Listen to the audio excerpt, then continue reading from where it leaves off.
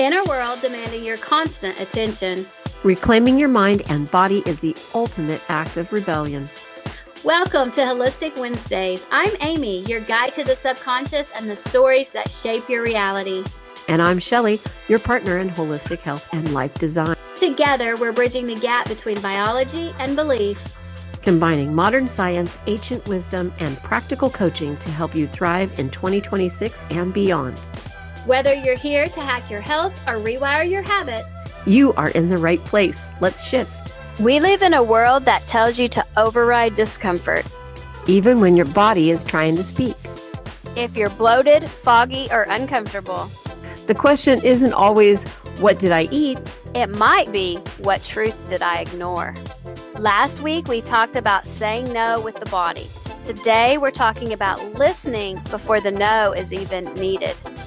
Because intuition doesn't start in the mind, it actually starts in the gut. When intuition is ignored, it doesn't disappear, it somatizes.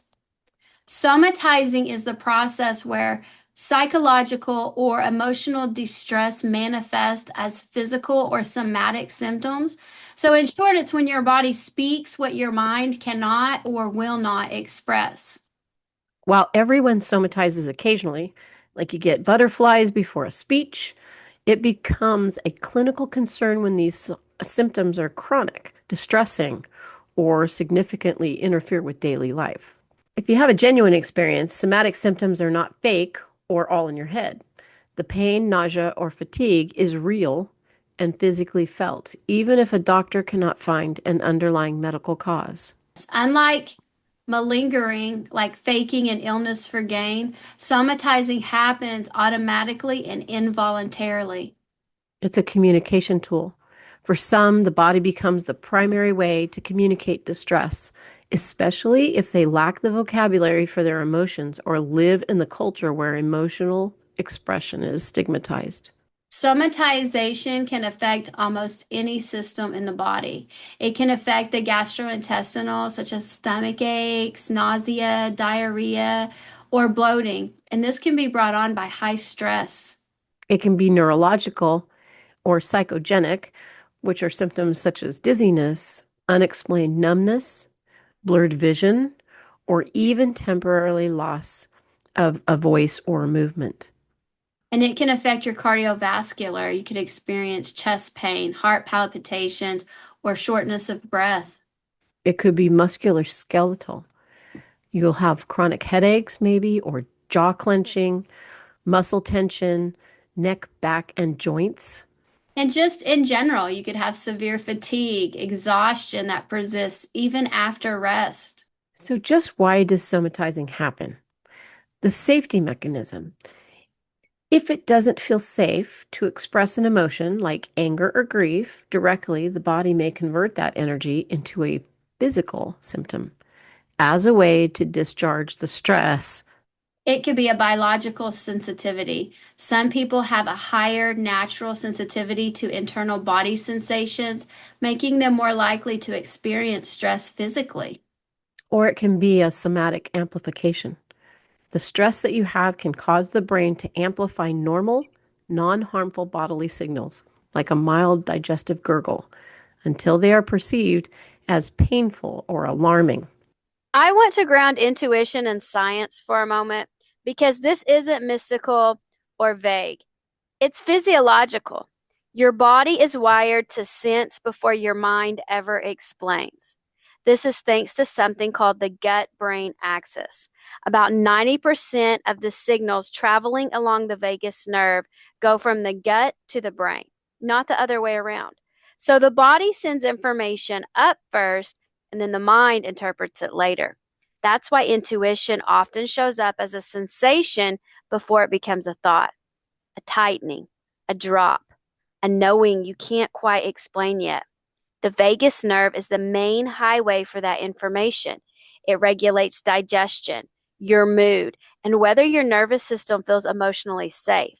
When the vagus nerve is supported and regulated, intuition feels clear and neutral. But when it's overstimulated by chronic stress or emotional suppression or constantly overriding yourself, those signals get distorted. That's when you see things like slow digestion, bloating, foggy thinking, or emotional numbness. Not because your intuition is broken, but because the system carrying the message is overloaded. So when someone says, I don't trust my gut, what I hear is my nervous system is overwhelmed. This work isn't about forcing intuition louder, it's about calming the system enough to hear it clearly. If your digestion is off, your intuition is often muted. When this is happening, this is called somatic amplification.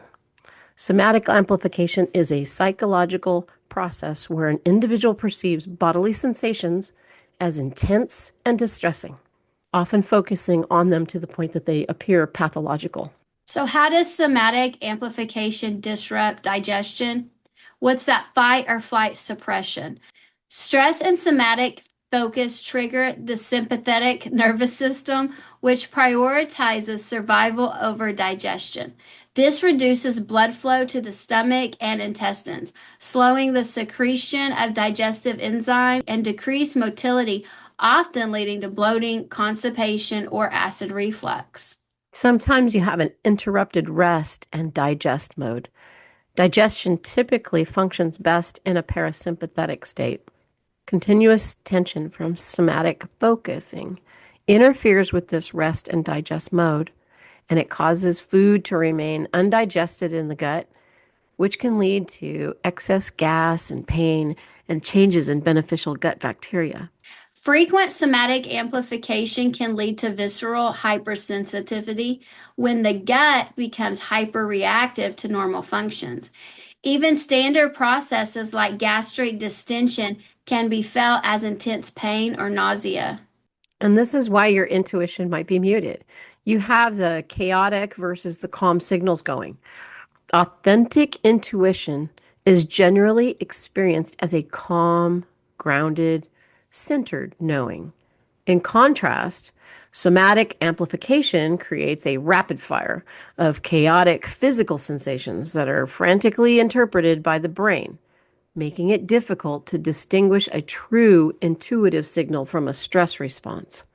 Or it could be the static and signal interference.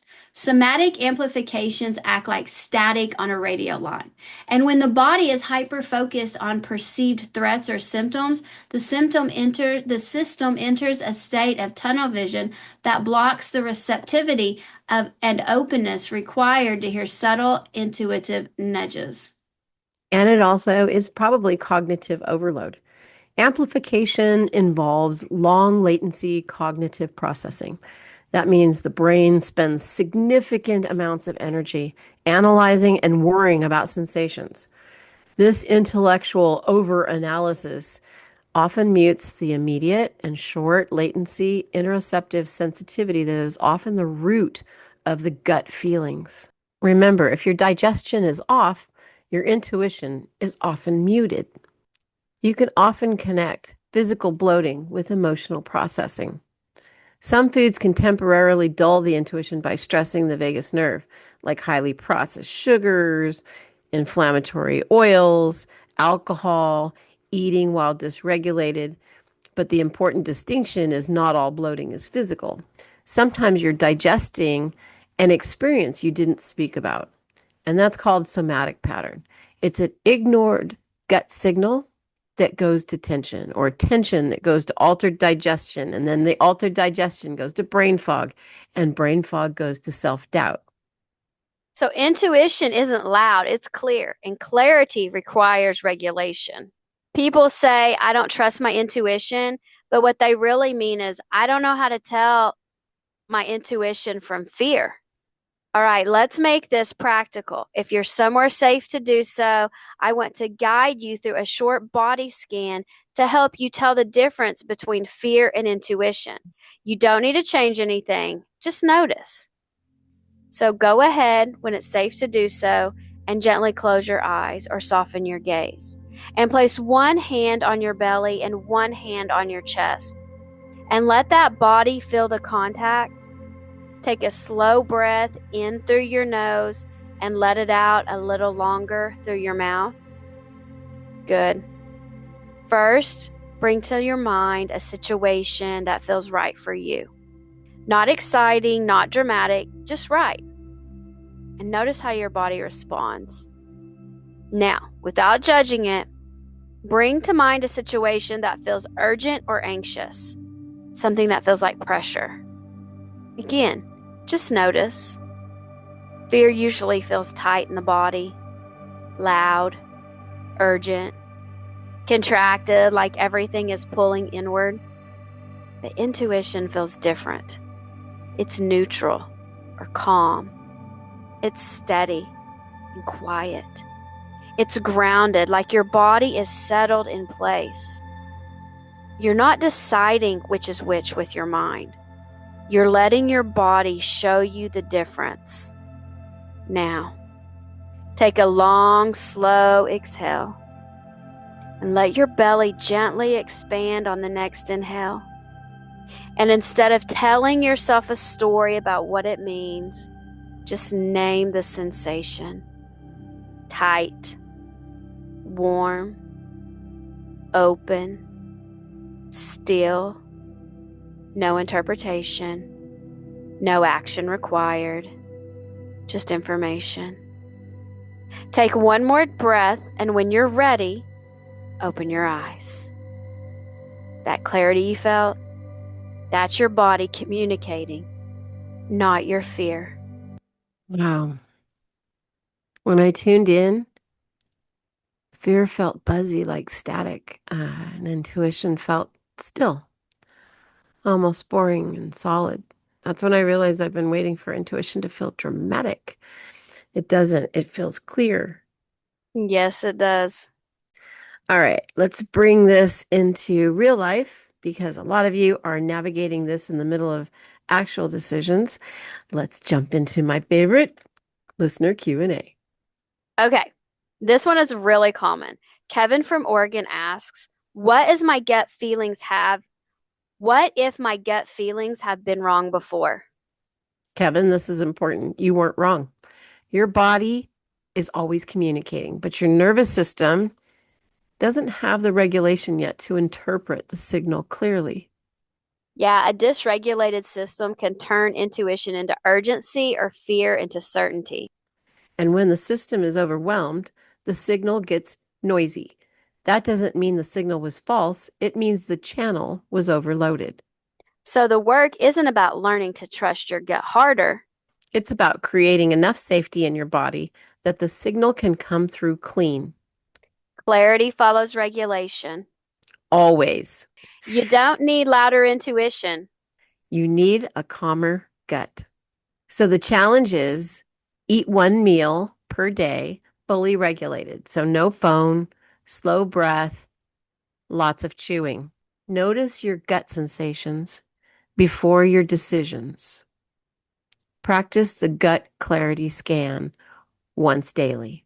Your gut isn't dramatic. It's honest. And that's a wrap for this week.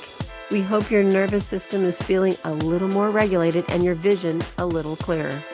Remember, the breakthrough you're looking for isn't out there. It's already in your programming, waiting to be unlocked.